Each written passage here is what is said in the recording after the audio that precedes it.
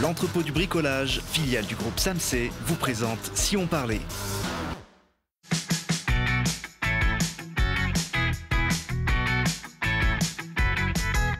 Bonsoir à tous et bienvenue au cœur du Palais des Sports. C'est ici que durant 5 jours, les passionnés de montagne et de belles images vont se donner rendez-vous pour la 20e édition des rencontres Ciné-Montagne, un événement incontournable que Télé Grenoble a décidé de vous faire vivre de l'intérieur. Chaque soir, pendant une vingtaine de minutes, nous irons à la rencontre de ces skieurs, grimpeurs, musiciens, alpinistes, aventuriers, réalisateurs, mais aussi peintres et auteurs qui vont vous faire rêver jusqu'au 10 novembre. Nous laisserons aussi traîner notre caméra du côté des expos, des séances dédicaces, de la buvette, sans oublier le village partenaire.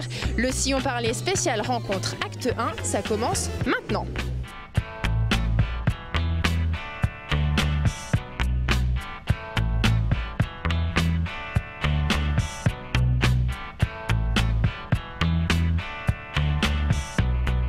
Alors on ne peut pas parler bien sûr des rencontres sans évoquer l'un de leurs fondateurs, Yves Braya, bonsoir. Bonsoir. Alors vous avez vécu plus de 10 ans au cœur des rencontres, vous les avez vus évoluer, grossir, s'installer dans le paysage culturel grenoblois. Est-ce que vous auriez parié sur un tel succès à l'époque ? Alors tout au début, certainement pas, puisque l'origine des rencontres du cinéma de montagne, c'était une déclinaison du Festival d'Autran, parce que la ville de Grenoble aidait le Festival d'Autran, moyennant quoi le Festival d'Autran descendait des films à Grenoble après le festival pour qu'ils soient montrés aux Grenoblois gratuitement. Et ça, c'était donc dans des toutes petites salles de Grenoble, donc on est parti comme ça avant de faire effectivement évoluer le concept. Comment vous l'expliquez en fait ce succès auprès des Grenoblois et même au-delà des frontières de Grenoble ? Parce que Grenoble c'est une ville de pratiquants de la montagne et puis on est en novembre, la saison de ski n'a pas commencé, la saison d'alpi se termine et on est à un moment où finalement Grenoble avait besoin d'un événementiel et là ça colle à l'ADN du territoire tout simplement et donc oui par rapport à la population de Grenoble on est bien dans l'état d'esprit. Alors vous avez vu passer pas mal de grands noms de la montagne, des invités prestigieux. Pour vous, quelles ont été peut-être vos plus grosses têtes d'affiche, vos plus gros succès, on va dire ? Alors, la première soirée au Summum qui était un pari, on a demandé le Summum alors qu'on était à la salle de foot à ce moment-là parce qu'on faisait venir Mike Horn. Et on s'est dit, Mike Horn, ça vaut peut-être le coup de tenter une jauge à 3000. Et effectivement, là, on s'est aperçu que ça remplissait, quoi. Le Summum était blindé dès la première fois. Et là, c'était un bon souvenir, d'autant que c'était une soirée qu'on a complètement créée. Mike Horn, il n'avait pas de film, en fait. Donc, à l'époque, c'était un petit peu ça, d'ailleurs. On n'était pas sûr des films qu'on allait montrer, mais on était sûr des gens qu'on allait faire venir. Et Mike Horn, du coup, on a fait des montages de pas mal d'aventures qu'il avait faites sur une dizaine d'années. Et on en a fait une soirée avec notamment beaucoup d'invités, les amis de Mike Horn qui étaient des voileux, des montagnards, etc. On a pas une soirée super débridée qui était très intéressante avec des images qui étaient moyennes, mais en tout cas on a vécu les aventures de Mike Horn. Il était là sur scène et c'était un moment de grande émotion. C'était super. Il y en a eu pas mal d'autres aussi. Certains sont même décédés depuis. Alors dans les souvenirs très émouvants que je peux avoir, c'est une soirée où on avait reçu Guido Magnon, qui est un alpiniste des années 50, on va dire. C'est quelqu'un qui est arrivé sur la scène du Summum, il avait plus de 90 ans déjà. Quelqu'un que je connais bien. Donc, c'est la première fois qu'on laissait quelqu'un assis sur la scène. À l'époque, toutes les présentations se faisaient debout, mais il avait du mal à tenir sur ses jambes. Et il nous a raconté sa vie d'alpiniste, quoi, par rapport à un film qui retracie sa vie. Et il y a mis tellement de passion. C'était un grand séducteur, c'était un pépé, vraiment un vieux bonhomme, mais qui s'exprimait tellement bien, avec tellement de passion. Et à mesure qu'il s'exprimait, on sentait vraiment tout le summum qui vibrait. Et à un moment, à la fin de l'interview, il s'est levé, je l'ai aidé à se lever, il s'est retrouvé debout et toute la salle s'est levée à ce moment-là pour applaudir. C'était la première standing ovation des rencontres du cinéma de montagne avec Guido qui avait 92 ans peut-être à l'époque et qui a emballé vraiment tout le public qui était là. En plus la scène était proche du public donc il y avait une vraie vibration à ce moment-là. En 2011, vous avez aussi créé le FODACIM, le Fonds d'aide au cinéma de montagne. Expliquez-nous en quelques mots en quoi ça consiste. Alors, il a été créé, le Fodassim. J'ai souhaité le créer en 2011 parce qu'à l'époque, j'avais en charge la rencontre du chemin de montagne et la mission montagne. Et on avait un petit budget qui nous permettait de finaliser des films qu'on voulait montrer. Enfin, on avait des réalisateurs ou même des alpinistes qui souhaitaient faire des films qui n'avaient pas les sous, etc. Qui disaient, moi j'avais une queue de budget, on arrivait toujours à les aider. Puis je me suis dit, c'est quand même, on n'est pas, nous, ville de Grenoble, en mission montagne, producteurs de films. Donc, et puis ça commençait à faire des sommes que j'avais plus assez en fait. Donc j'ai dit on va limiter le financement de la ville à 10 000 € et je vais chercher des partenaires. Donc on est arrivé à trouver des partenaires à hauteur de un peu plus de 50 000 €, des partenaires privés et publics, notamment avec la région. Et voilà, on a créé le Fodassim justement pour pouvoir aider des réalisateurs en herbe ou des athlètes ou peu importe, ou des voyageurs à finaliser leurs films parce qu'ils n'avaient pas le budget tout simplement. Alors c'est un coup de pouce, ça ne paye pas complètement les films. Mais voilà, ça aide, ça permet à des films de se faire. En tout cas, vous pouvez être fiers du résultat, parce que le Fodassim a quand même contribué à la réalisation et à la diffusion de plus d'une centaine de films de montagne. Les 100 films l'an dernier, oui. Donc là, après la session 2018, on aura, je crois, 110, 112 films à l'actif du Fodassim. On n'est pas seul à financer des films, mais voilà, on a contribué en tout cas à tous ces films-là. Et beaucoup d'entre eux ne se seraient pas faits sans le Fodassim. Merci beaucoup Yves Braya et puis profitez bien de cette 20e édition. Alors en parlant du Fodassim, eh bien cette année 2 Fodafilms comme on les appelle seront présentés au public. L'un des 2 était attendu depuis très longtemps, ça s'appelle Les Grottes d'Haïti, un petit spéléo voyage à la sauce créole signé Baraka Film. Il sera présenté en avant-première. On regarde tout de suite un extrait et on retrouve l'équipe du film juste après.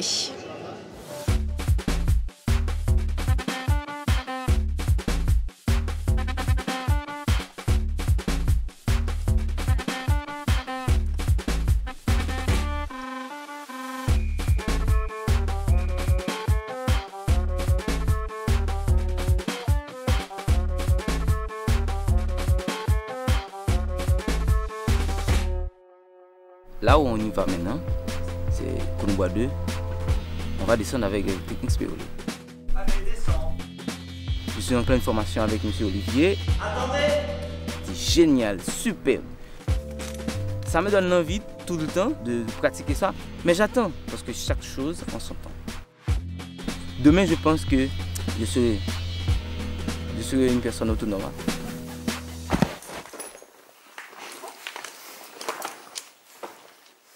Tout en finesse. Allons-y. Vladimir Cellier, bonsoir. Vous êtes donc le réalisateur du film En bas au cœur d'Haïti, dont vous êtes le fil rouge. Olivier Testa, bonsoir. Bonsoir Julie. Donc on va se tutoyer, ce sera plus simple. Donc tu es spéléologue, tu as parcouru le monde pour découvrir les richesses souterraines jusque-là inconnues. Alors tu as posé tes valises en Haïti il y a 9 ans et puis depuis on peut dire c'est l'amour fou. Oui, j'ai monté en 9 ans 9 expéditions et puis fait des découvertes extraordinaires. Et ce film clos, est une étape supplémentaire pour montrer un peu toutes ces beautés. Alors on voit justement dans le film que tu travailles avec le ministère du Tourisme pour développer la pratique.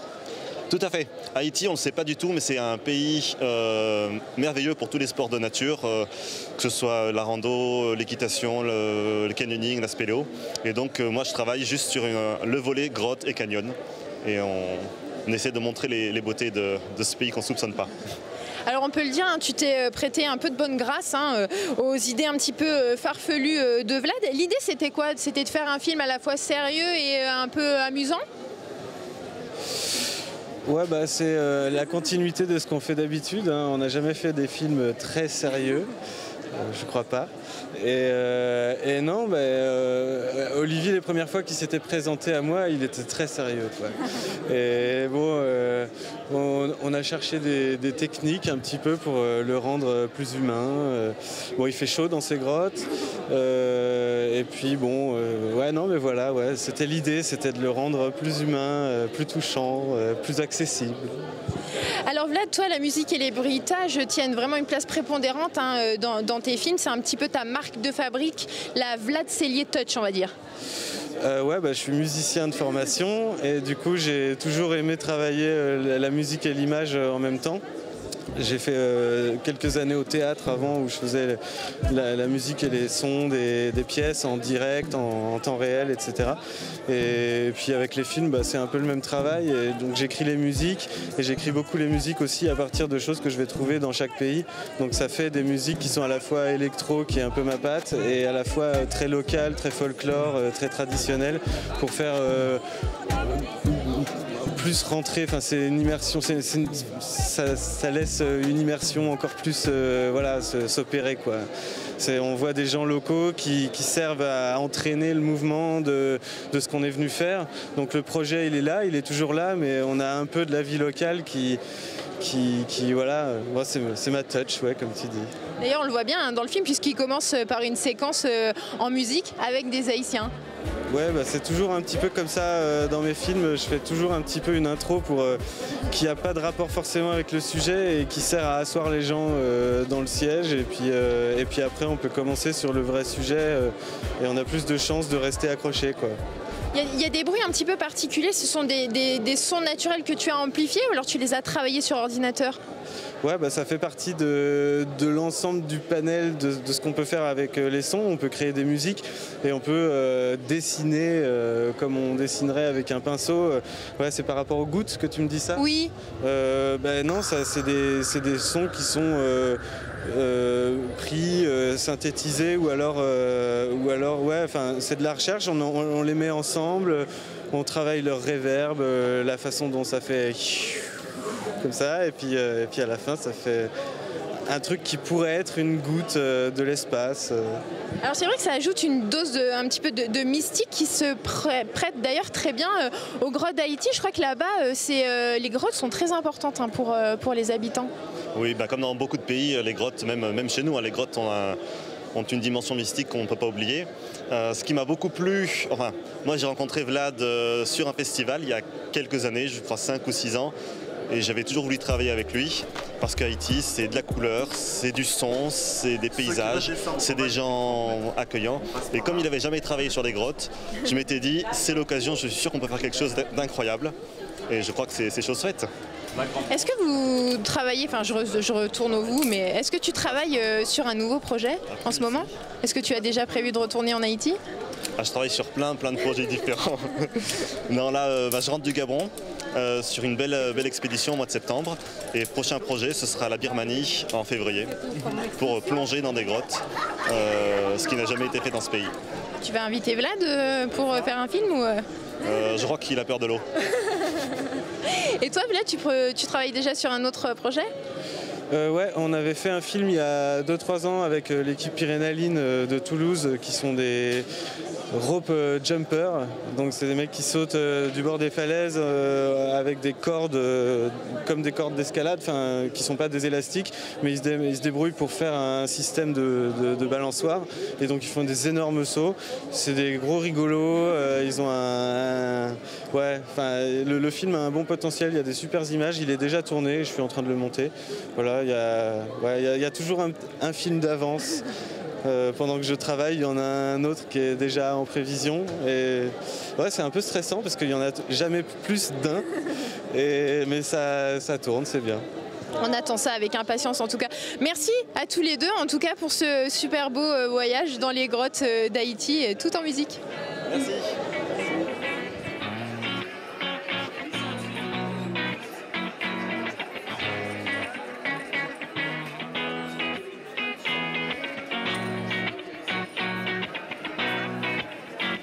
On va rester dans le domaine de la musique, mais en prenant de la hauteur, parce que si Olivier Testa explore les entrailles de la Terre, eux, ils gravissent les sommets, leurs instruments sur le dos, pour donner des concerts dans les refuges. En 5 ans, ils ont parcouru 4500 km, avalé 180 000 mètres de dénivelé pour donner 219 concerts.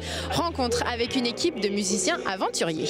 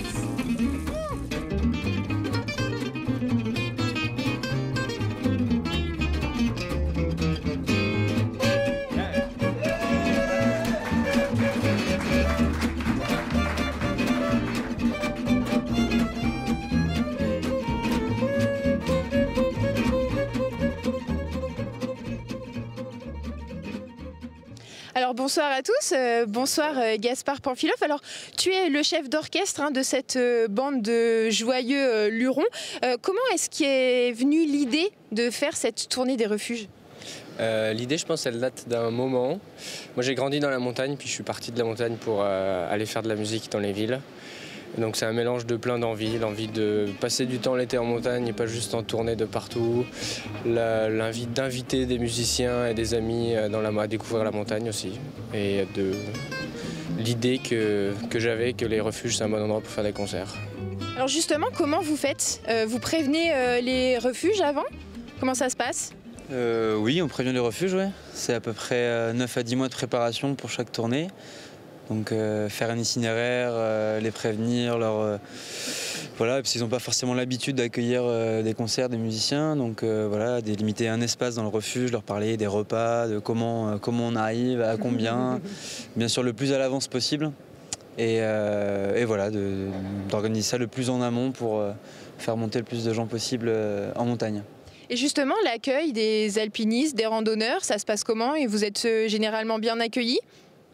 Ouais, souvent on est attendu. Enfin, depuis quelques années, on est attendu et il y a aussi des gens qui sont là par hasard quand même.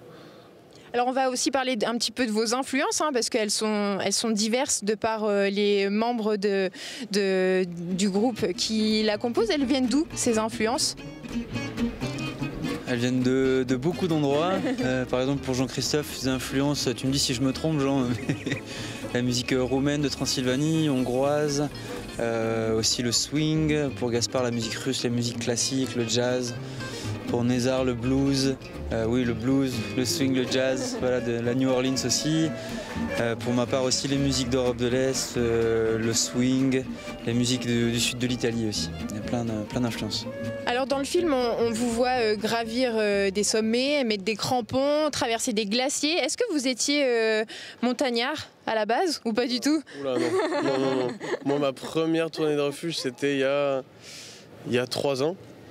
C'était le plateau de Bure, c'était la première marche de ma vie, quoi. Et avant, j'avais pas fait de montagne, quoi. Ça s'est passé comment ? Nickel. Ouais. Le refuge le plus difficile d'accès que vous ayez fait, c'était lequel ? Le refuge de l'Aigle.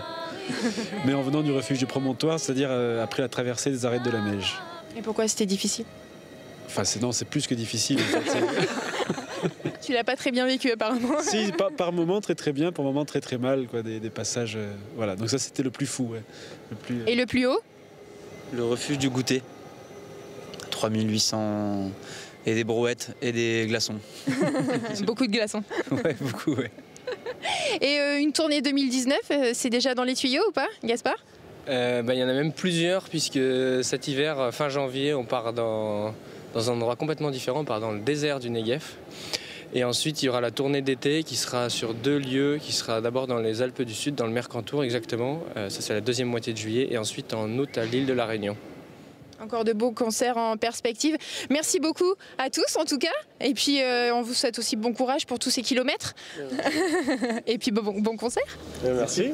Alors pour cette 20e édition, les rencontres ont invité les arts à célébrer la montagne. Il a beaucoup été question de musique, mais les organisateurs ne pouvaient pas passer à côté de l'autre événement incontournable à Grenoble, le Street Art Fest. Et pour conjuguer les deux, le peintre Vex van Ilix peindra en live une fresque monumentale au cœur du Palais des Sports.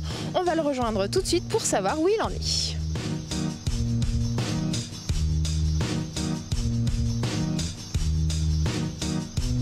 Alors bonsoir Vex, est-ce que vous pouvez nous expliquer un petit peu en gros à quoi elle va ressembler cette fresque ? Là, elle a déjà un petit peu avancé, on voit que c'est un oiseau. Du coup, je me suis inspiré d'un oiseau qui s'appelle le rossignol d'Himalaya. Alors la connotation avec la montagne était un peu évidente, mais en faisant des recherches, j'ai trouvé un oiseau coloré. Ça se prédestinait à être une mésange boréale qui était blanche et un peu hermine à la base. Donc encore une fois, le nom était pour moi évocation de ce que moi m'évoquait personnellement l'idée de montagne, de blanc, de neige et donc boréal.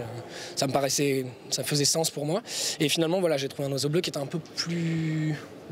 pour les gens, c'est peut-être plus facile à appréhender que du noir et blanc. Souvent, c'est un peu plus triste. Sur son dos, elle a des drapeaux qui sont, encore une fois, un peu évocateurs de l'Himalaya. Alors, c'est pas que je fais une fixette avec ça, mais c'est que l'idée d'alpinisme, d'ascension, c'est quand même l'Everest essentiellement que j'ai en tête, c'est ce qui me vient, et que c'est très lié au Tibet, au Népal, et que du coup, c'est des drapeaux de prière.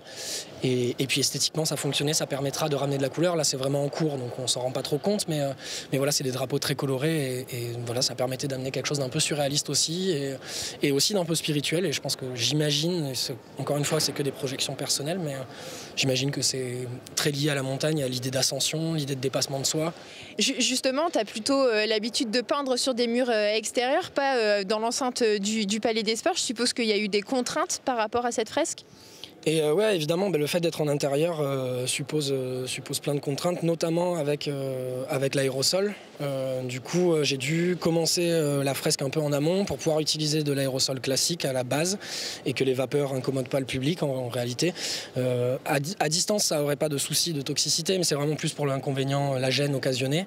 Donc j'ai peint un peu en amont et ensuite je peins avec des water-based, donc c'est une gamme d'aérosols, de spray aérosol sans solvant à l'eau.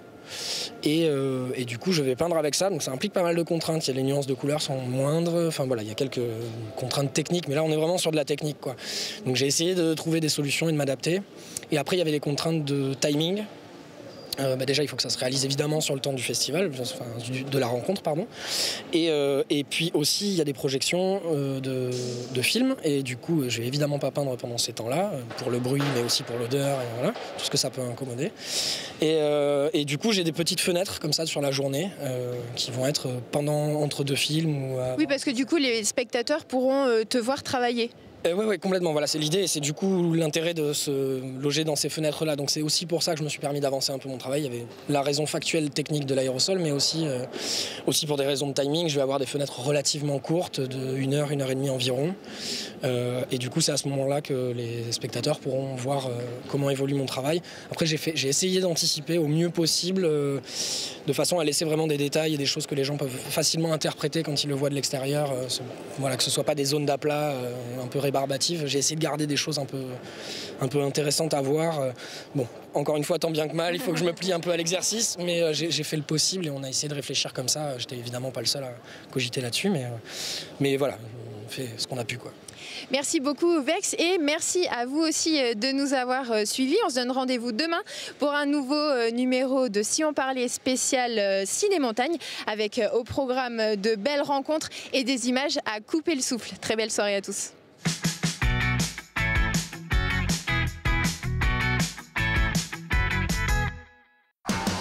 L'entrepôt du bricolage, filiale du groupe SAMC, vous a présenté Si on parlait.